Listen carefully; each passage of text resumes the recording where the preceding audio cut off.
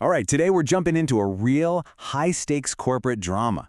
It's a story all about immense pressure from the top, professional ethics being pushed to the absolute limit, and the kinds of tough decisions that can literally make or break a company. Let's get right into it. And this question, it really gets to the very heart of the case we're looking at. You know, when a CEO stands to make a massive personal payday, how does that pressure trickle down through an entire organization?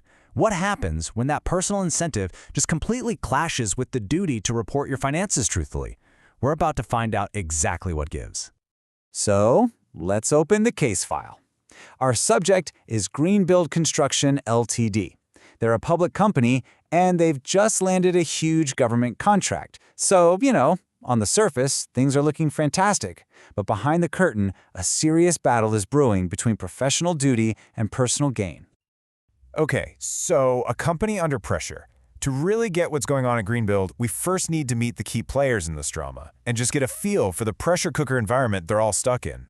First up, you've got the CEO, who has one thing and one thing only on his mind: profits. Then there's the finance director, Mr. Tan. He's a qualified accountant who finds himself totally caught in the middle. Watching them both is Miss Chen. She's the external auditor, and her job is to make sure the numbers are real. And finally, there's the financial controller, the person feeling the most direct heat from the top. So where's all this pressure coming from? Well, here's the kicker. The CEO's personal share options are about to vest. Now, this means a massive potential payday for him, but only if the company's financial performance hits its targets. This personal incentive, it's the engine driving this entire conflict. And this brings us right to the heart of it all, the auditor's red flags. As Miss Chen starts digging into the books, she starts finding some major issues. And we're not talking about small clerical errors here. These are fundamental disputes over how GreenBuild is painting its financial health. Okay, so here are the two core conflicts. First, R&D costs. Management wants to capitalize them, basically treat them like a future asset to make the current profits look way higher. Ms. Chen, on the other hand, argues they have to be expensed immediately, which would lower the reported profit. Then, you've got these environmental cleanup costs. Management is trying to downplay them, calling them a small, uncertain liability. But Ms. Chen, she believes it's a much bigger, more certain expense that needs to go on the books, which would also, you guessed it, tank the profits. It's a classic battle of short-term appearances versus long-term reality. And, as if that wasn't enough, when Miss Chen tries to get some answers, she just gets stonewalled. The financial controller is being totally uncooperative. That is a classic sign that information is being hidden or that the audit is being deliberately blocked. This lack of transparency is a massive red flag all by itself. So you see, these accounting disputes, they're not just isolated incidents. They're actually symptoms of a much deeper problem, a total failure in the company's corporate governance. Let's take a look at the systemic weaknesses that let this whole situation happen in the first place. But before we list the issues, we have to understand this really critical concept: tone at the top. What it means is that the ethical culture of a company flows directly from its leaders. So if the CEO is prioritizing profit at any cost, that message just cascades down through the entire organization. It's the corporate version of a fish rotting from the head down. And at GreenBuild, you see every single one of these problems. The CEO's relentless pressure sets a really poor ethical tone from the top. The board and the audit committee, who are supposed to be the watchdogs, are pretty much asleep at the wheel. The CEO's bonus structure is dangerously focused on short-term profits, not the company's long-term health. And the board itself seems completely checked out from the internal controls designed to prevent exactly this kind of thing. It is a perfect storm of poor oversight. So what's the big deal? Why does all this matter?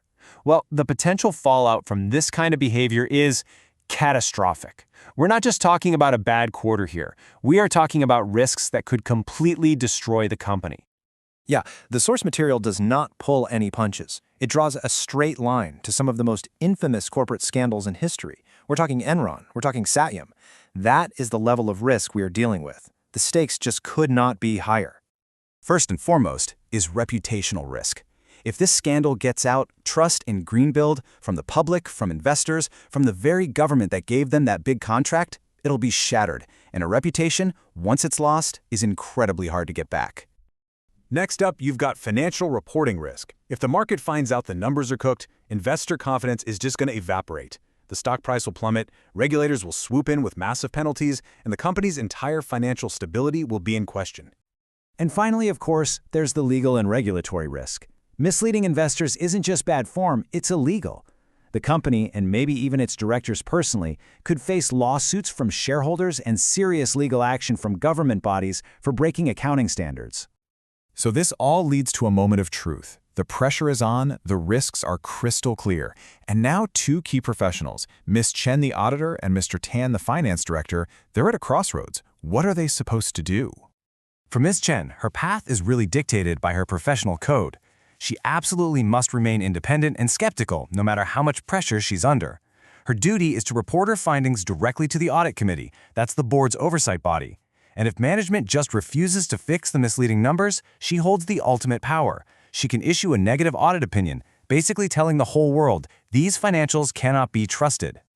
Now, Mr. Tan is in an even tougher spot, stuck right between his boss and his professional ethics. But his duty is clear. He has to uphold his code of ethics. This means formally challenging the CEO, documenting every bit of pressure he's under, and presenting the correct accounting treatment to the board. And if that fails, he has an obligation to use the company's whistleblowing channels to report the misconduct. So here's the crucial point, the bottom line of this whole story. This entire case hinges on the actions of individuals. The choices that Ms. Chen and Mr. Tan make won't just affect their own careers. They will decide the fate of GreenBuild Construction, all of its employees, and all of its investors. It really just highlights how personal integrity is the absolute bedrock of corporate stability. And that leaves us with one last question to think about. Are situations like this a test? Do they just reveal the character that was always there? Or do they actually force people to forge a new one in the heat of the moment? It's a question any of us could end up facing in our own professional lives.